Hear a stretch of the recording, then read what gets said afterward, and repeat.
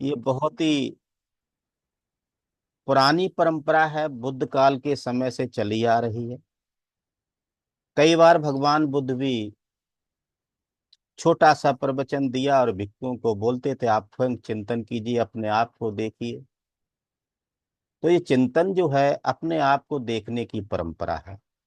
अपने आप को देखने के लिए है कि मैं वर्तमान में कैसा हूँ, मेरा स्वभाव कैसा है, मेरे वर्तमान के अंदर विचार कैसे हैं, मेरी भावनाएं कैसी हैं। इस पर ही ज्यादा फोकस किया जाता है। भगवान बुद्ध के चार महान सिद्धांत हैं और मैं उनसे बड़ा प्रभावित भी हूं। उनमें से जो एक है तीन लक्षण, और दूसरा है कर्म और पुनर्भव अर्थात प्रति समुत्पाद, कार्य कारण का सिद्धांत। और तीसरा है चार आर्य सत्य, जिसका आखिरी जो सत्य है वो अष्टांगिक मार्ग में बदलता है, जो जीवन जीने की एक कला का नाम है। और चौथा है चार शून्यताएं। तो उनमें से मैं आज जो पहला है, तीन जो लक्षण हैं, उन पर भी कुछ मैं बोलने का प्रयास करूंगा। उम्मीद है कि आप लोगों को उससे कुछ न कुछ प्रेरणा जरूर मिलेगी। उस पर बोलने से पहले मुझे एक कवि प्रदीप जी हुए हैं, उनसे मैं बहुत प्रभावित हूँ। उन्होंने बहुत सारी कविताएं लिखी हैं। उनमें से एक जो कविता है मेरे जहन में उतर गई है, मेरे खून में बस गई है, वो ना चाह करके भी वो निकल नहीं पाती। जैसे कि किसी ने कहा है कि कभी कभी मानस पटल पर, कभी कभी मानस पटल पर ऐसी तस्वीर छा जाती है जैसे पोखर में फेंका गया पत्थर, वो पत्थर चाह करके भी, है ना, पोखर चाह करके भी उस पत्थर को बाहर नहीं निकाल सकता है। ऐसे मेरी हालत है। वो क्या कहते हैं कि कभी कभी खुद से भी बात करो, कभी कभी खुद से भी बात करो, कभी कभी खुद से भी बोलो, अपनी नजर में हो क्या तुम, ये मन की तराजू से तोलो। हरदम बैठे न रहो, हरदम बैठे न रहो शोहरत की इमारत में, कभी कभी खुद भी पेश करो, कभी कभी खुद को भी पेश करो अपनी ही अदालत में। अपनी कीर्ति को ना देखो, ये वैभवशाली जीवन है मेरा।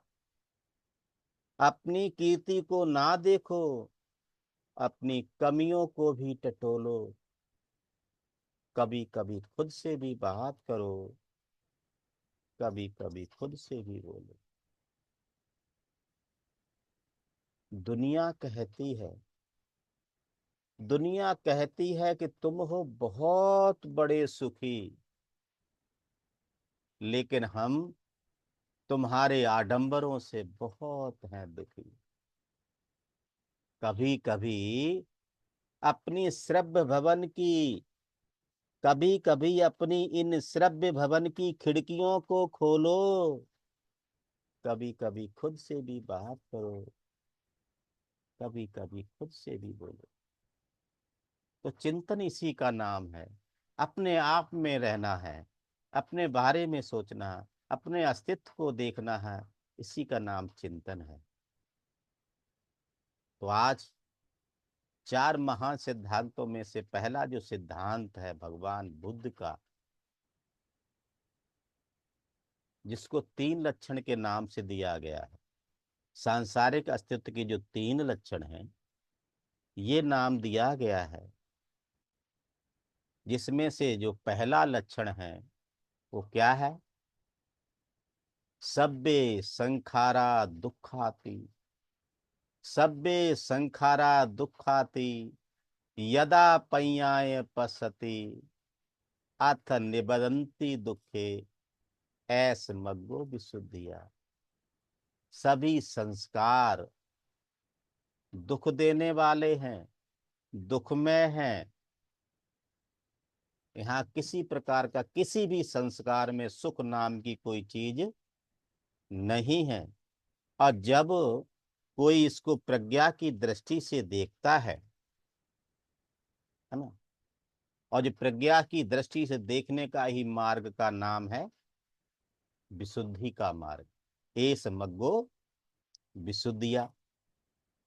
तो ये जो दुख में जो हमारा अस्तित्व है ना, हम हमारे जन्म ही दुख से हुआ है। अगर ऐसा नहीं है तो चिंतन कीजिए अपनी उस माँ की वेदनाओं का, उसी तड़प का, उस दर्द का, उस पीड़ा का, उस शोक का। कितनी तड़प के बाद हमारा जन्म दिया। सोचिए उन माँ बाप के बारे में, अगर जिन्होंने, अगर मुझे वो योगदान नहीं दिया होता तो मेरा ये अस्तित्व आज इस दुनिया में नहीं होता, है ना। और भगवान बुद्ध भी एक जगह कहते हैं कि चाहे कोई भी योग्य व्यक्ति हो, कितना ही महान क्यों न हो, एक कंधे पे माँ को बिठाए, दूसरे कंधे पे पिता को बिठाए, और इस पृथ्वी के 100 चक्कर लगाए, तो भी वह व्यक्ति अपने माँ बाप के कर्जे से मुक्त नहीं हो सकता है। ये भगवान बुद्ध कहते हैं। यानी माँ का दर्जा, पिता का दर्जा उन्होंने कितना बढ़ा दिया है भगवान बुद्ध ने। ये जो हमारा सांसारिक जो अस्तित्व है ना, इसमें जो 3 प्रकार के दुख हैं, वैसे 7 प्रकार के दुख बताए जाते हैं, हम यहाँ पे 3 प्रकार के दुखों की बात करना चाहूंगा स्पेशली। उसमें से जो पहला दुख है वो कौन सा दुख है? असली दुख, है ना, जिसको वास्तविक दुख कहा जाता है। और उस दुख से कोई भी मुक्त नहीं हो सकता है। क्यों? क्योंकि ये जो शरीर है ये सांसारिक अस्तित्व से ही बना है। तो इसमें सुख कैसे होगा? दुख ही मिलने वाला है। असली दुख कैसे है? जब से हमने जन्म ग्रहण किया है तब से लेकर के अब तक इस शरीर में कोई न कोई घटना होती ही रहती है। सावधानी हटी तो गुनाह घटी। बार बार जन्म से लेकर के अब तक हमें सिखाया जाता है, ध्यान से चलो, ध्यान से पढ़ो, ध्यान से बोलो, ध्यान से सोचो। यानी जो कुछ भी करो ध्यान से करो, पल पल हमें सचेत किया जाता है। लेकिन फिर भी हमारे शरीर में कभी उंगली कट जाती दर्द होता है, या नाखून काट रहे होते ज्यादा कट जाता है तो दर्द होता है। कभी जो है हम गिर जाते हैं तो चोट लग जाती है, उसका दर्द होता है। कभी जो है सर का दर्द है, कभी कमर का दर्द है, कभी घुटने का दर्द है। इस शरीर में कहीं न कहीं कुछ न कुछ होता रहता है जिससे हमें बहुत बड़ा दुख होता है। यहाँ पर संस्कृत का एक श्लोक मुझे याद आता है। उसमें क्या लिखा है, बहुत अच्छा लगता है मुझे। अंगम गलितम पलितम मुंडम, अंगम गलितम पलितम मुंडम, दसन विहीनम जातम तुंडम, वृद्धो यापि गृहीत्वा दंडम, तदपि ना मुंचित्यासा पिंडम। अर्थात ये शरीर का, इस जीवन का स्वभाव है, एक दिन बूढ़ा ही होने वाला है। कुछ तो बूढ़े हो गए हैं, मुझे तो निशानी मिल गई, देखिए साइड से सफेद बाल हो गए, शरीर में वो एनर्जी ऊर्जा नहीं रही जो पहले हुआ करती थी कभी। तो कहते हैं, कभी कहता है कि अंग अंग ढीले पड़ गए हैं, है ना। पलितम मुंडम, सिर के बाल पक गए हैं, सफेद हो गए हैं, आधे गायब हो गए हैं, किसी के तो पूरे ही गायब हो जाते हैं। दसन विहीनम, मुंह में दांत भी गायब हो रहे हैं, किसी किसी के पूरे ही गायब हो गए, किसी के आधे गायब हो गए, है ना। वृद्धो यापी, बुढ़ापा आ गया है। गृहीत्वा दंडम, हाथ में डंडा आ गया है, मेरे तो बुढ़ापा आने से पहले ही आ गई छड़ी, चोट लगने से, एक्सीडेंट होने, बगैर छड़ी के मैं कहीं जा नहीं सकता। तदपि ना मुंचित्यासा पिंडम, इतना हो गया, अंग अंग ढीले पड़ गए, चला नहीं जाता है, कमर लच गई, हाथ में लाठी या डंडा आ गया, सिर के बाल पक गए हैं, गायब हो गए, मुंह के अंदर दांत नहीं बचे, आंखों की रोशनी पहले जैसी नहीं रही। इतना होने के बाद में भी जब व्यक्ति चलता है तो सर ऐसे हिलाता है, नहीं अभी नहीं जाना है, अभी नहीं जाना, मुझे अभी नहीं जाना है। कब जाओगे भाई? ये कब समझोगे? ये शरीर का स्वभाव है, यहाँ दुख ही दुख मिलने वाला है, ये असली दुख है। और दूसरा कौन सा दुख है इसके अंदर? वो है तात्विक दुख, तत्वों का दुख, है ना, चीजों के बिछुड़ने का सुख। हम जो भी कुछ चीज लेते हैं अपने मनोरंजन के लिए, अपने शौक के लिए, साधनों के लिए, कुछ न कुछ नया जिंदगी भर जोड़ते ही रहते हैं। पहले पैदल चलते थे तो दुखी, साइकिल आ गई तो दुखी, मोटरसाइकिल, स्कूटी, स्कूटर आ गया फिर भी दुखी। चीजें जा रही है एक एक करके, नई आ रही है, पिछली जाने का दुख है, और नई अगर नहीं मिल रही है तो उसका दुख है। आजकल बहुत सारे जो बुजुर्ग हैं जिनके हाथ में छोटा सा मोबाइल होता है और टच फोन चलाना नहीं आता, तो उनको ऐसा लगता है कि काश मुझे भी चलाना आता तो मैं भी दिखा सकता। अब कुछ लोगों का तब मैंने ऐसा भी देखा, उनको चलाना नहीं आता फिर भी शौकीन ही बड़ा ले लेते हैं, केवल करते हैं और सुन लेते हैं। एक मेरे मित्र हैं, उनका नाम भी प्रदीप ठेकेदार है। मैंने उनसे पूछा, इसमें गूगल में निकाल के कुछ दिखा, कुछ जरूरत थी, कंप्लेंट करनी थी एमसीडी में, पार्क की घास कटाई के लिए। बोले मुझे नहीं आता है। यानी फिर रखा क्यों है? बोले हमारे वहां के लोग कहते हैं तुम ठेकेदार आदमी, इतने बड़े ठेकेदार हो, तुम छोटा फोन रखोगे अच्छा लगेगा, तो इसलिए मैंने रख लिया है। तो उनको क्या सुख मिलेगा क्या? किसी ने अगर कुछ पूछ लिया कुछ इसमें करके दिखाओ, तो नहीं होगा ना। तो पुरानी चीजें जाने का दुख होता है, नई चीज न मिलने का दुख होता है, तत्वों का दुख यही है। कुछ न कुछ घटनाएं चलती रहती हैं और हम कभी भी इसमें सुखी नहीं हो पाते, क्योंकि सांसारिक अस्तित्व है। और तीसरा इसमें दुख कौन सा है ना, वो है एक तरह से आ, सुप्त दुख के बारे में मैंने अभी बताया है। तत्विक दुख ये है, इस बात से उत्पन्न होता है, कोई भी जो चीज है, दैहिक है या भौतिक है या सांसारिक वस्तु है, मनुष्य को कभी भी पूर्ण रूपेण संतुष्ट नहीं कर सकती, कभी पूर्ण रूपेण सुख नहीं दे सकती है। क्योंकि वह वस्तु कैसी है? सांसारिक है, संस्कारिक है। पूर्ण रूपेण सुख तो कहाँ मिलता है? असंस्कारिक अस्तित्व में मिलता है। संस्कारिक अस्तित्व में सुख मिलने वाला ही नहीं है। असंस्कारिक जो अस्तित्व का जो है, वहां सुख है, ये सत्य है, ये पूर्ण रूपेण सत्य है। असंस्कारिक और सत्य की अपेक्षा प्रत्येक वस्तु एक प्रकार का सूक्ष्म दुख है। इसका अर्थ ये हुआ कि जब तक किसी व्यक्ति को बुद्धत्व प्राप्त नहीं होता है, तब तक वह सही अर्थों में सुखी व्यक्ति नहीं हो सकता। सुखी होने के लिए हमें क्या करना पड़ेगा? बुद्धत्व की प्राप्ति करनी पड़ेगी। और दूसरा जो लक्षण क्या है? सब्बे संखारा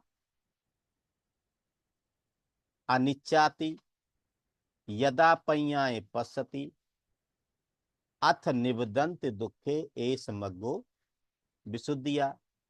अर्थात सभी जो संस्कार हैं वो कैसे हैं? अनित्य हैं, परिवर्तनशील हैं। हम सभी जानते हैं कि जितना भी सांस्कारिक अस्तित्व है उसमें सब में परिवर्तन हो रहा है। कोई भी चीज जो है टिकाऊ नहीं है, परमानेंट नहीं है। प्रत्येक वस्तु के अंदर बदलाव हो रहा है, प्रतिदिन प्रति घंटा, प्रति मिनट, प्रति सेकंड इस बात के लिए हमें सचेत किया जा रहा है कि संसार में कुछ भी नित्य नहीं है, सब कुछ परिवर्तनशील है, कुछ भी यहाँ पर ठहरने वाला नहीं है ना। अभी मैं आज ही आया हूँ, हमारे मित्र का एक्सीडेंट हो गया, यानी घटना घट गई, एक्सपायर हो गया। मुश्किल से 25-26 साल की उम्र हो, तो कितना दुख होता होगा। ऐसी घटना हुई है। एक बार किसी व्यक्ति का इकलौता लड़का मर गया। कोई भिक्षु उधर से गुजर रहे थे, वो अवस्था प्राप्त भिक्षु थे, भीड़ लगी हुई थी, चीखना चिल्लाना जारी था। वहां जब नजदीक पहुंचते हैं तो उन्होंने पूछा लोगों से, भाई ये भीड़ क्यों लगी है, ये लोग क्यों रो रहे हैं, क्यों चीख चिल्ला रहे हैं, क्या हो गया है। तो उन्होंने बताया कि हमारे पड़ोस में एक इकलौता ही बेटा था, अब वो मर गया है। तो भिक्खू कहते हैं, इसमें रोने की कौन सी बात है, तो रो क्यों रहे हैं। वो सारे चक्कर में पड़ गई, क्या कह रहे हैं। अरे जवान बेटा जिसका जा रहा हो, वो रोएंगे नहीं तो क्या करेंगे, वो चीखेंगे चिल्लाएंगे नहीं, संताप नहीं करेंगे तो क्या करेंगे, ऐसा क्यों बोल रहे हो। बोले अच्छा ये बताइए कितनी साल का था। बोले करीब करीब होगा 22-24 साल का। तो बोले 22-24 साल तक पता ही नहीं चला आपको कि ये मरने वाला है। अरे शुक्र मचाओ, थाली बजाओ, बैंड बजाओ, 22 साल तक तो मेरे को अपना समय दिया उसने। 22 साल का समय बहुत होता है। अरे भाई ये तो उसी दिन मर गया था जिस दिन जन्म लिया। वो तब से अब तक पल पल हर सांस में मर रहा था और जीव रहा था। वो मर मर के जी रहा था, आज आपको पता चला है। ये जो जीवन है ये मरने पर्यंत ही है, इसे तो मरना ही है। अच्छा हुआ वो जवानी में मर गया, बुढ़ापे में नहीं मरा, किसी से सेवा नहीं ली, परेशान नहीं किया, सताया नहीं किसी को। आपको खुश होना चाहिए। उन्होंने कहा बात तो आप सही कह रहे हैं, मरना तो है ही एक न एक दिन, जो आया है एक दिन जाएगा जरूर। आया है सो जाएगा, राजा रंग फकीर, एक सिंहासन चढ़ चले, बंधे जात जंजीर। सबको जाना है ना। इतना कुछ जानने के बाद हमारे सामने रोज घटनाएं होती हैं, रोज मौतें होती हैं, लेकिन फिर भी हमारे जीवन पे कोई फर्क पड़ता है क्या। कुछ दिनों तक अपना घर में है तो कुछ दिनों तक दुख मनाते हैं, उसकी बाद जैसा संसार की गति उसी संसार की गति में हम भी चल पड़ते हैं।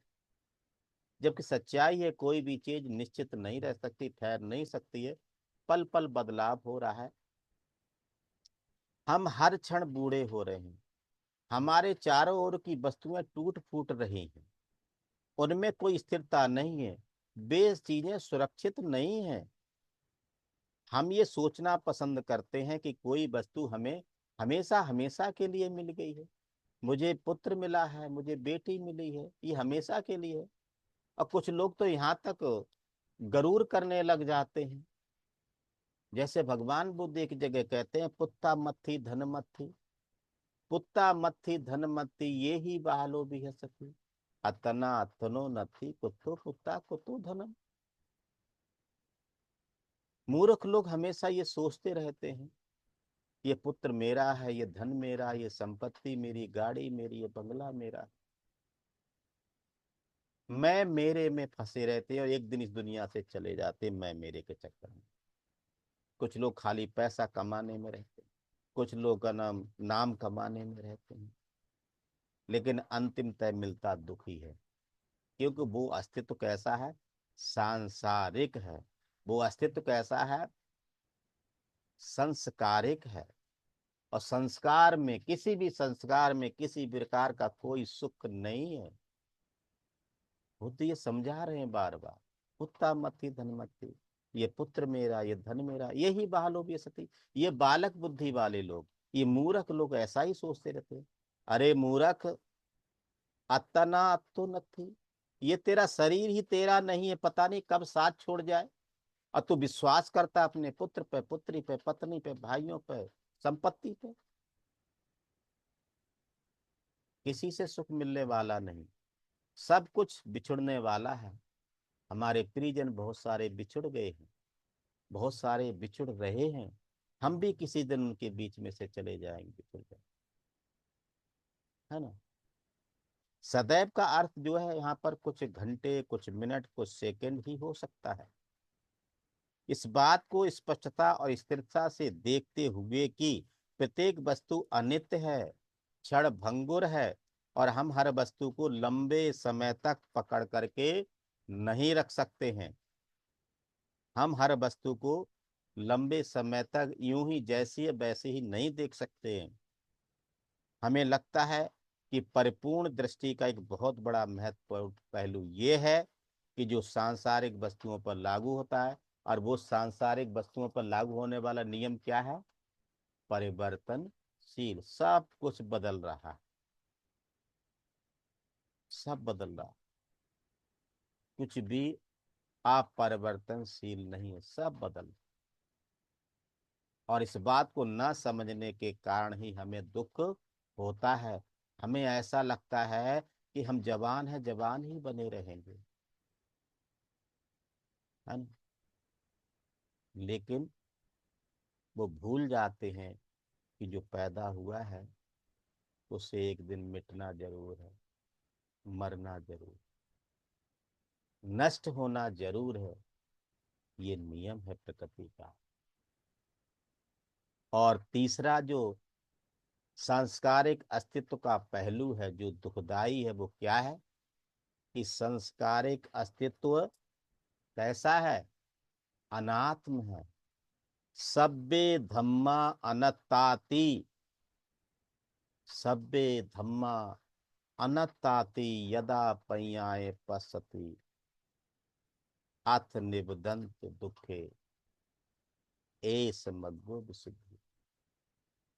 सभी धर्म अनात्म है। कहीं भी आत्मा, परमात्मा, ईश्वर, गॉड, अल्लाह नाम की कोई चीज नहीं है। ये मैं का ही नाम ईश्वर है, गॉड है, अल्लाह है। मैं मेरा ये जो करते रहते हैं, और इसी से दुख पैदा होता है। भगवान बुद्ध यहाँ पर कह रहे हैं कि परिपूर्ण दृष्टि का पहला पहलू तो ये है। सच बात तो है, इसके लिए परिपूर्ण दृष्टि के लिए अलग से अध्याय चाहिए, अलग से चैप्टर चाहिए, और इतना समय होता नहीं इस पे चर्चा करें, केवल हम परिचय थोड़ा थोड़ा देते हैं। ये यहाँ पर ये कहा जा सकता है कि संस्कारिक अस्तित्व में कहीं पर भी, या हमारे सांस्कारिक घटना चक्र में, अगर हम स्वयं को देखते हैं, जैसे मैंने शुरू में कहा था, कभी कभी खुद से भी बात करो, कभी कभी खुद से भी बोलो, अपनी नजर में हो क्या तुम, ये मन की तराजू से तोलो, है ना। तो अगर हम अपना चिंतन करते हैं, अपने बारे में देखते हैं, सोचते हैं।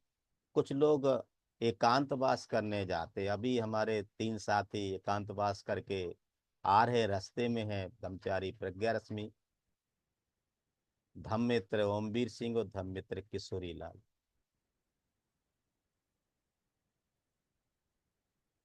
मेरी आवाज कम आ रही कुछ लोगों को, कैसा लग रहा है क्या? आ, आवाज कम आ रही है क्या? हाँ हाँ, थोड़ी कम आ रही। कम आ रही है? हाँ अच्छा, चलो। अब आ रही क्या? हाँ हाँ, अभी ठीक है। सही आ रही है अब? हाँ हाँ। Thank you. तो तीसरा हमारा घटनाक्रम, 3 लक्षणों का तीसरा लक्षण क्या है? कि सब्बे धम्मा अनत्ताति यदा पय्याय पसति अथ निबदंत दुखे ऐस मग्गो सुख। सभी धर्म अनात्म है। यहाँ पर आत्मा नाम की कोई चीज नहीं है। अब आत्मा परमात्मा को समझने के लिए एक अलग अलग से अध्याय चाहिए, लेकिन शॉर्ट में ये बताना चाहता हूं कि जब हम अपना चिंतन करते हैं कि कभी कभी खुद से भी बात करो, कभी कभी खुद से भी बोलो, अपनी नजर में हो क्या तुम, ये मन की तराजू से तोलो। हरदम बैठे न रहो शोहरत की इबारत में, कभी कभी खुद को भी पेश करो अपनी ही अदालत। अपनी कीर्ति को ना देखो, कमियों को भी टटोलो, कभी कभी खुद से भी बात करो, कभी कभी खुद से भी बोलो। जब हम स्वयं से बात करते हैं, अपने बारे में चिंतन करते हैं, तो हमें ऐसा लगता है कि मेरा जो अस्तित्व है, मेरा जो व्यक्तित्व है, वो सच्चा व्यक्तित्व नहीं है, या किसी प्रकार की हमारे अस्तित्व में वास्तविकता नहीं है। यदि हम अपने आप को देखें तो हमें पता चलेगा कि हम कितने खोखले हैं, कितने बनावटी हैं, कितने अवास्तविक हैं, कितने थोते हैं। अंदर कुछ और बाहर कुछ और नजर आता है। हमारे विचार असली विचार नहीं है, हमारी भावनाएं असली भावनाएं नहीं है। हम अपने आप को अंदर से सही, विशुद्ध या प्रामाणिक नहीं मानते। वास्तव में हम सांसारिक वस्तुओं में लेस मात्र भी वास्तविकता या प्रामाणिकता या सच्चा अस्तित्व नहीं पा सकते, बल्कि यह सब कुछ कहाँ मिलेगा? असंस्कारिक सत्यता में ही पाया जा सकता है। कहने का मतलब ये है, हम अंदर से तो कुछ और हैं, बाहर से कुछ और हैं। हम मैं मेरे के चक्कर में पड़े हैं। ये मैं हूं, ये मेरा है, ये मेरी वजह से है, ये मैंने किया, मैंने ये किया, मैंने वो किया। ये जो चल रहा है ये मेरी वजह से चल रहा है। ऐसा जब तक हमारे अंदर सोच रहेगी, सही में हम सच्चा सुख प्राप्त नहीं कर सकते। सच्चा सुख हमें कब मिलेगा? ये जो हमारा अस्तित्व है, सांस्कारिक है, इस सांस्कारिक अस्तित्व को हमें असंस्कारिक बनाना पड़ेगा। मैं मेरे से बाहर निकलना पड़ेगा, सब कुछ छोड़ना पड़ेगा। और हम कर क्या रहे हैं? पकड़ रहे हैं। हमें सिद्धार्थ गौतम से जो बुद्ध का सफर है, उस सफर को तय करना पड़ेगा। जैसे उन्होंने सब कुछ छोड़ा, राज घराना छोड़ा, राजमहल छोड़ा, महल आभूषण सब कुछ छोड़ दिए, अपने पास पुराना कुछ भी नहीं रखा, और जो कुछ भी उनके पास नया था उनका स्वयं का अर्जित किया हुआ था। और इसके लिए आप सभी जानते हैं और मानते हैं कि सबसे सुखी व्यक्ति अगर संसार में कोई हुआ है तो केवल और केवल कौन हुए हैं? तथागत सम्यक संबुद्ध। क्योंकि उनका जो अस्तित्व है वो संस्कारिक नहीं रहा, उनका अस्तित्व कैसा हो गया? असंस्कारिक हो गया। इसका मतलब ये है, हमें अगर सच्चा सुख प्राप्त करना है तो हमने अपने संस्कारों पर काम करना है, पुराने संस्कारों को छोड़ना है। तभी हम सच्चा सुख प्राप्त कर सकते हैं। तो भाई और बहनों, आज मैंने सांस्कारिक अस्तित्व के जो 3 लक्षण हैं, जिसमें पहला लक्षण है दुख में है हमारा ये संस्कारी अस्तित्व, दूसरा ये सब कुछ परिवर्तनशील है, और तीसरा है अनात्म है। और इन लक्षणों को हम नहीं समझ पाते हैं, इसलिए हम संसार चक्र में, दुख चक्र में उलझे रहते हैं। जिस दिन हमारी समझ में आ गया, जिस दिन हमारा अस्तित्व असंस्कारिक हो गया, तो सही माने में हम भी सुखी व्यक्ति बन सकते हैं।